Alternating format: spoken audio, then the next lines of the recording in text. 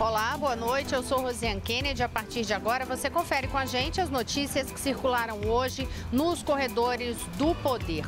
E um dos principais assuntos foi o ataque militar dos Estados Unidos em bases sírias.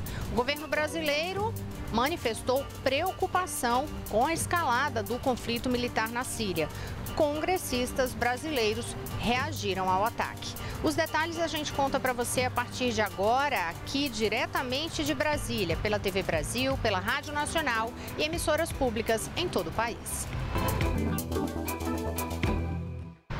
A gente começa falando justamente sobre este assunto, que foi justamente o que mobilizou o noticiário nos corredores do poder no mundo inteiro. Justamente esse ataque dos Estados Unidos à Síria. Quem tem os detalhes sobre como foi a reação do governo brasileiro, que manifestou em nota preocupação com a situação, é a repórter Maíra Heine, que fala conosco diretamente do estúdio da Rádio Nacional. Boa noite, Maíra.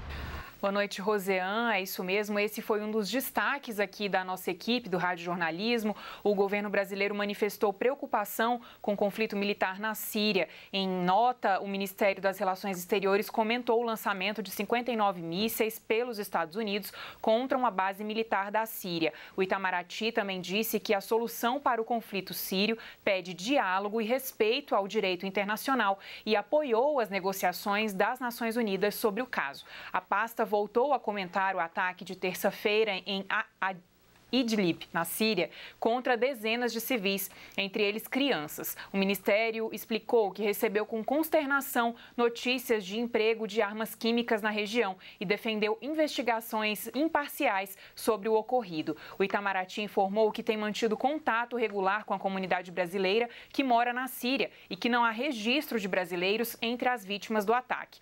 Quem quiser mais informações pode ligar para o Núcleo de Assistência do Ministério no número 2030-8803 ou 2030-8804. Eu volto com você, Rosiane. Obrigada, Maíra Heine. A gente lembra que você pode conferir os detalhes da íntegra desta nota no site da Agência Brasil, agenciabrasil.abc.com.br e também no site do itamaraty.gov.br. Ainda sobre este assunto, os congressistas brasileiros reagiram. Eu conversei com deputados e senadores hoje, alguns deles integrantes da Comissão de Relações Exteriores, justamente para saber a opinião deles, a análise neste momento em relação ao que aconteceu na Síria. Eles me enviaram alguns vídeos por celular, justamente para poder fazer essa análise deles, e a gente confere agora o que disseram esses parlamentares. O presidente do DEM, senador Agripino Maia, que integra a Comissão de Relações Exteriores do Senado, disse que esse é um fato que o mundo temia e classificou o episódio de tragédia. Isso vai transformar um fato que era internacional sob controle num fato que pode perder o controle no âmbito internacional, com tomada de posição por parte de potências. E, por via de consequência, haverá necessidade de uma presença, de uma participação e de uma opinião daqueles que fazem opinião no mundo. O Brasil é um dos casos e a Comissão de Relações Exteriores precisará adotar com brevidade uma reunião para debater o assunto e para tomar uma posição em nome da paz e em nome do equilíbrio do mundo inteiro. Também da Comissão de Relações Exteriores, o senador Humberto Costa, do PT, disse ver com preocupação porque nem sequer a confirmação de que o ataque químico ocorrido recentemente foi de responsabilidade do governo sírio. Essa decisão foi tomada, embora se trate de um problema de ordem interna dos Estados Unidos, mas foi tomada sem a participação, sem a aprovação do Congresso Nacional Americano, demonstrando que o presidente americano não pretende cumprir adequadamente não somente a legislação internacional, mas a própria legislação americana. Esse é um precedente muito grave, principalmente para alguém que tem sempre impulsos bastante agressivos, como é o presidente Trump nos Estados Unidos. O deputado Paulo Pimenta, também do PT, disse que o ataque deve ser condenado em todos os aspectos. Uma demonstração de força de um presidente que, com pouco tempo de governo, já enfrenta uma baixa popularidade e que age desta maneira, a revelia de todo o esforço que tem sido feito a nível internacional para que não se agrave ainda mais a crise do Oriente Médio e também a crise civilizatória que nós estamos vivendo, né, hoje, em função dos refugiados. O líder do PSDB no Senado, Paulo Bauer, ressaltou que a ação militar americana impacta e coloca o mundo civilizado e que deseja paz de prontidão. Ele ressaltou que neste momento é preciso cautela e pediu análise do Conselho de Segurança da ONU. Nós, brasileiros, que somos um país de paz, um país que promove a paz, desejamos que este fato tenha sido apenas um alerta para que o governo sírio decida-se de uma vez por todas sobre o que fazer e como fazer para que naquele país haja democracia. Nós temos que aguardar um pouco, mas vamos torcer para que a paz seja alcançada na sua totalidade. Então, só agradecendo aí aos parlamentares que se dispuseram a me mandar esses vídeos, né, no meu celular, justamente para fazer essa manifestação em relação ao que eles pensam sobre este momento. E como eu falei aqui no início do jornal, a repercussão foi mundial. Quem acompanhou para a gente como que foi essa reação, o que é que está acontecendo internacionalmente após esse fato de hoje, é a editora da Agência Brasil, Carolina Pimentel, que conversa com a gente agora. Boa noite, Carolina. Boa noite, Rosiane. Como você disse, vários líderes mundiais repercutiram hoje esse lançamento de mísseis pelos Estados Unidos contra uma base militar do governo da Síria. A Rússia, que é aliada da Síria, repudiou fortemente a decisão do governo norte-americano. Em um comunicado, o presidente Vladimir Putin disse que o lançamento dos mísseis agrediu um Estado soberano e que isso representa um golpe nas relações da Rússia com os Estados Unidos. O governo russo reforçou que os Estados Unidos terão consequências negativas porque violaram normas do direito internacional. Já França, Alemanha e Israel apoiaram o ataque. A França e a Alemanha afirmaram em um comunicado conjunto que o presidente sírio Bashar al-Assad tem plena responsabilidade por essa ação dos Estados Unidos. Outros países que apoiaram o ataque foram o Japão, Turquia, o Reino Unido e a Arábia Saudita. A China e o Irã criticaram. Como nós falamos no início do programa, o Ministério das Relações Exteriores do Brasil manifestou preocupação com a escalada do conflito militar na Síria. Nos Estados Unidos, essa ação também dividiu opiniões. A maioria dos congressistas manifestou apoio, mas muitos reclamaram do fato de o presidente Donald Trump não ter consultado o Congresso antes de ter autorizado o lançamento desses mísseis. A imprensa norte-americana também destacou essa questão dessa consulta ao Congresso, mas várias reportagens relativizaram a necessidade dessa consulta. Os jornais destacaram ainda a mudança de posição de Donald Trump em relação ao conflito da Síria. Assim que ele assumiu a presidência dos Estados Unidos, Donald Trump adotou sempre um discurso contrário a um ataque direto ao governo de Bashar al-Assad. Mas em um pronunciamento para explicar essa decisão, desse lançamento, Donald Trump argumentou que essa decisão de atacar essa base militar síria era urgente depois desse ataque de armas químicas no país, que resultaram na morte de pelo menos 80 civis, ataque que está sendo atribuído a Bashar al-Assad. Rosiane. Obrigada, Carolina Pimentel. Tudo detalhadamente, até para você entender o que é esse conflito todo, a gente sempre lembra, agenciabrasil.abc.com.br. Mas a gente vai continuar explicando esta situação, que realmente hoje foi o principal assunto nos corredores do poder no mundo inteiro. E agora quem conversa com a gente aqui, já está ao meu lado, é Mariana Jungmann, nossa repórter de Congresso Nacional. Mas Mariana Jungmann hoje foi ouvir analistas, especialistas nessa área de relações internacionais para entender esse impacto de fato e entender um pouco mais desse conflito. Mariana, boa noite. Boa noite, Rosiane. Pois é, tentar entender esse conflito, Rosiane, que começou em 2011, na chamada Primavera Árabe. Começou como um protesto pacífico da população síria, que evoluiu para um conflito armado com rebeldes e daí para uma guerra civil entre o governo de Bashar al-Assad e esses rebeldes. E agora, com os Estados Unidos entrando aí, bombardeando a Síria, o conflito se amplia. Um dos especialistas com quem eu conversei foi o professor de Relações Internacionais da Universidade Católica de Brasília, professor Creomar de Souza, para entender um pouco sobre qual deve ser o papel do Brasil nessa situação toda e o que significou essa decisão do presidente americano Donald Trump. Vamos ouvir uma parte do que ele disse pra gente. As pessoas estão muito preocupadas com o ato em si, quer dizer, o Trump ter lançado as bombas. Mas, na verdade, essa é uma ação, no meu ponto de vista, que não tem a ver diretamente com lançar as bombas.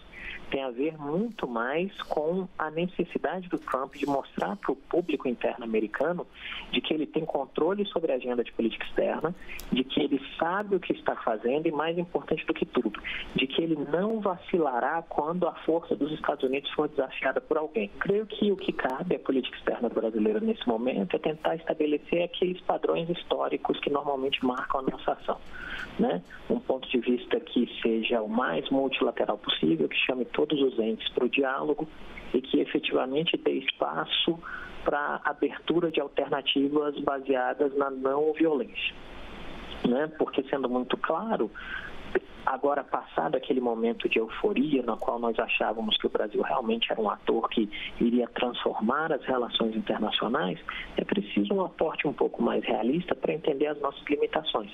E elas se colocam em termos de poder, em termos de dinheiro e em termos mesmo de alcance do nosso discurso político. Pois é, e ainda você ouviu aí uma parte da minha entrevista que foi feita por telefone com o professor Creomar de Souza, e aí eu perguntei para ele também se existe mesmo a chance da gente estar evoluindo aí para um conflito mundial, para uma guerra mundial, como é o receio de muitas pessoas hoje. Vamos ouvir o que ele disse sobre isso. É óbvio que, como qualquer ser humano habitante do planeta, o medo de um conflito em escala global e generalizada é algo que nos acomete, né? Mas, de fato, o que nós temos nesse primeiro momento, creio eu, é algo muito mais próximo daquilo que a gente viu em alguns momentos da Guerra Fria, como, por exemplo, a crise dos mísseis nos anos 60, do que efetivamente uma deflagração inicial de conflito. Olha, e mais cedo, em entrevista à Rádio Nacional, o professor de Relações Internacionais Carlos Nogueira Júnior também falou sobre esse conflito pra gente, e aí ele enfatizou a questão de que esse bombardeio aí americano foi feito sem autorização do Conselho de Segurança das Nações Unidas. Ou seja, os Estados Unidos eles já tinham feito um pedido ao Conselho de Segurança para entrar aí na Síria para tentar resolver esse conflito, especialmente em situações anteriores em que havia suspeita de que o governo sírio estava usando armas químicas, Rosiane, contra a população, e a Rússia e a China tinham se posicionado contrárias a isso, então o Conselho não tinha feito essa autorização. E aí agora, além de Donald Trump estar sendo aí apontado como por ter feito esse bombardeio sem a autorização do Congresso Nacional Americano, o professor Carlos Nogueira também enfatizou que ele fez esse bombardeio sem autorização do Conselho de Segurança das Nações Unidas, que é um órgão importantíssimo para o equilíbrio e a manutenção da paz mundial. Obrigada, Mariana Jungmann. Continua com a gente. No próximo bloco, a gente vai ter outras pautas que circularam nos corredores do poder. E tem notícia aí que é justamente para o seu bolso, FGTS. Daqui a pouquinho eu volto já.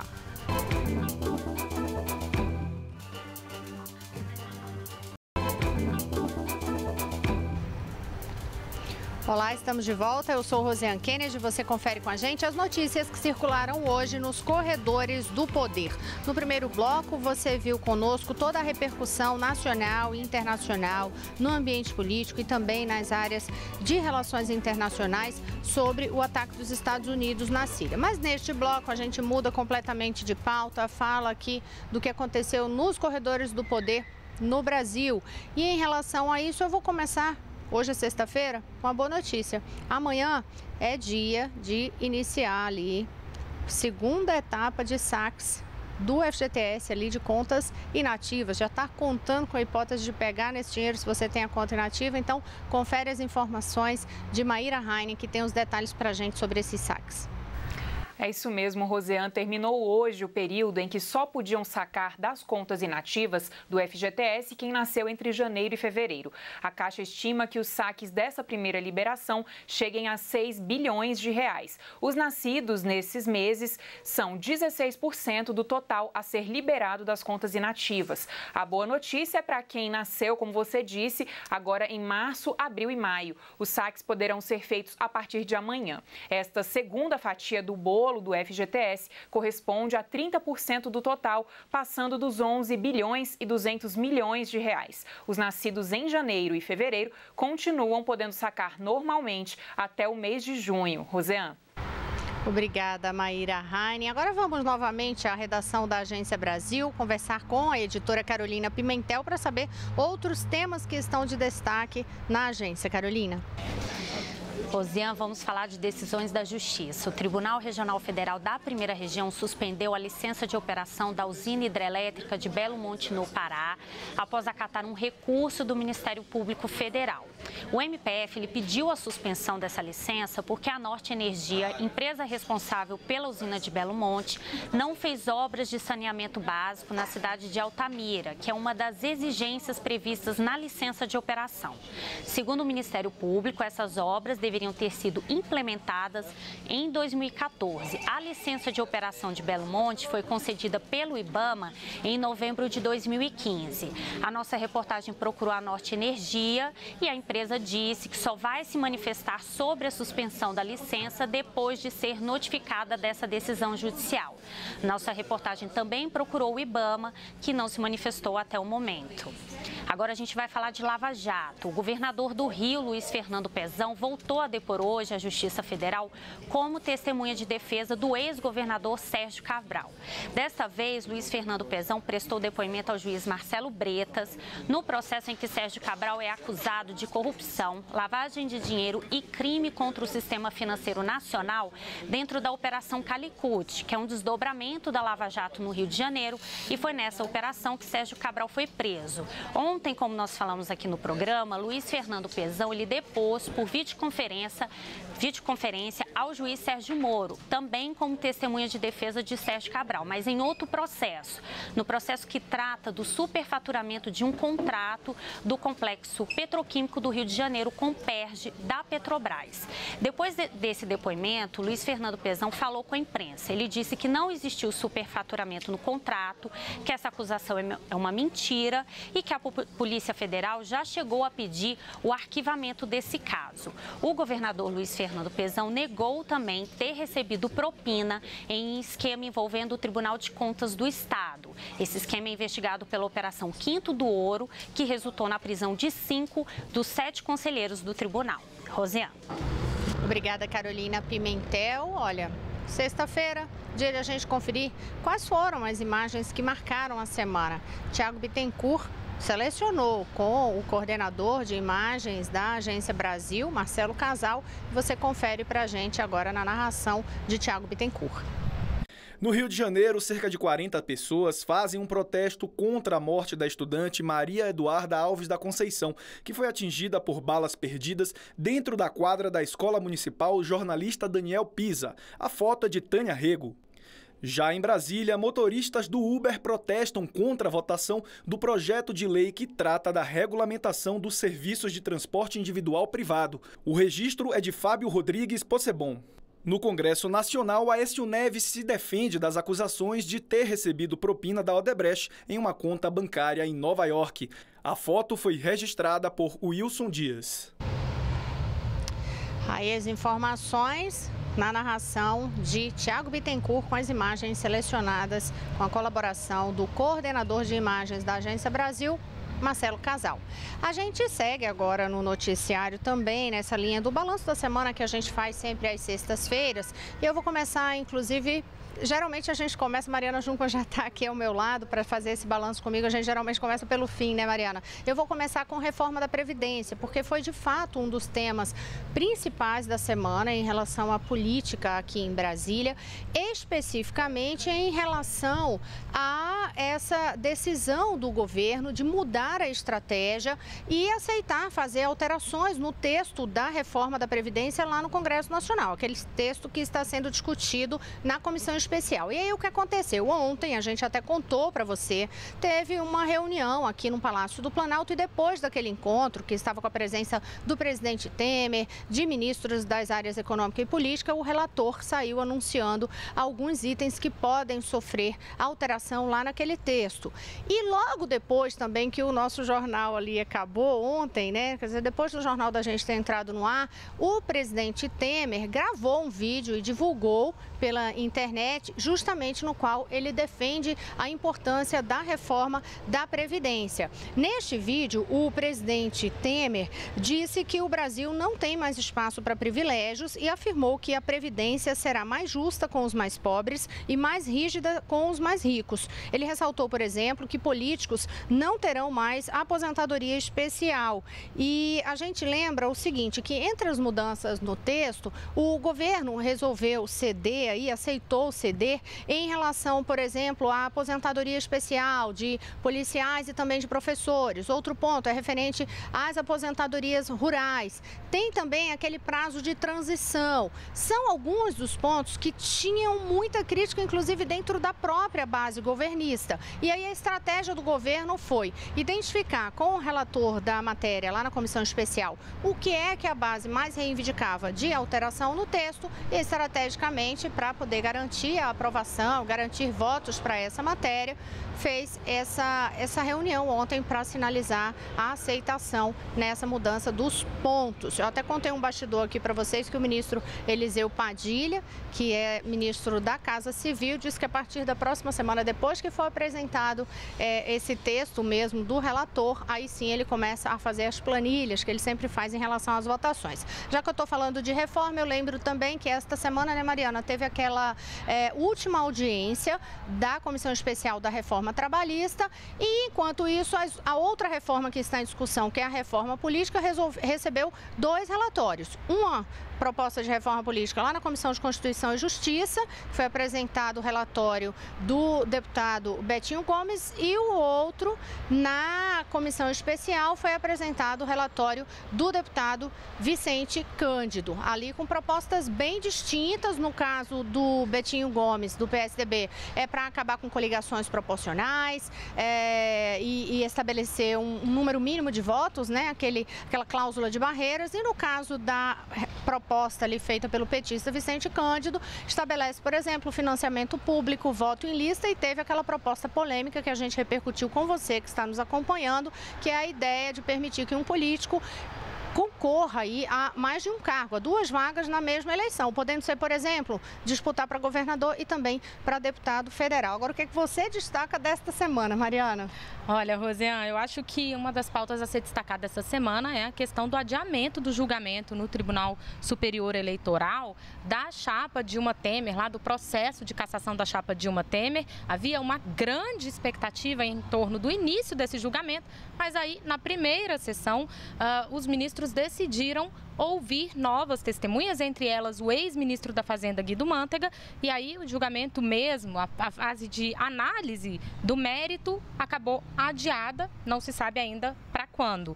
Outro tema que eu ressalto, que também repercutiu muito essa semana, Rosiane, foi a aprovação do projeto que regulamenta o transporte individual privado de passageiros. Por meio de aplicativos, é aquele nome imenso, mas que, enfim, é em relação ao serviço de Uber, né? De Uber, exatamente, e de outros assemelhados, vamos dizer assim, que foi aprovado na Câmara, remetendo, no texto da Câmara, remete a uma regulamentação feita pelos municípios, e aí esse projeto vai agora para o Senado, mas a gente já adiantou aqui que alguns senadores são contra o Estado regulamentar aí muito essa questão, eles acham que tem que deixar mais livre. Bom, além disso, foi aprovada também a Base Nacional Comum Curricular. A nova Base Nacional Comum Curricular foi apresentada pelo Ministério da Educação e deve unificar aí as escolas em torno de um currículo único. Eu lembro só mais um ponto, que foi a votação na Comissão de Constituição e Justiça daquela proposta que faz com que o crime de estupro não possa prescrever. Antes prescrevia em até 20 anos. Agora não vai mais prescrever. Então, esses alguns dos pontos do balanço da semana, mas você fica bem informado com a gente aqui a semana inteira. Vamos saber também o que é que tem de informação no Repórter Brasil daqui a pouquinho com Manuela Castro. Boa noite. Olá, Rosiane, boa noite a você e a todos. Como foi mostrado no Corredores do Poder, o assunto que chama a atenção do mundo hoje é o ataque de mísseis dos Estados Unidos contra uma base aérea síria. No Repórter Brasil, vamos mostrar a repercussão desse caso em outros países e contar a origem do conflito. Hoje foi dia de ataque também em Estocolmo, na Suécia, onde pelo menos 4 pessoas morreram depois que um caminhão atropelou vários pedestres em uma rua no centro da cidade. Aqui no Brasil, várias novidades na área da economia. O governo deve propor um salário mínimo de R$ 979 para 2018. E a previsão é de que o rombo nas contas públicas deve ser maior do que o anunciado anteriormente pelo governo. Os detalhes dessas notícias e os principais assuntos do dia estão no Repórter Brasil, às 7h45, aqui na TV Brasil. Rosiane.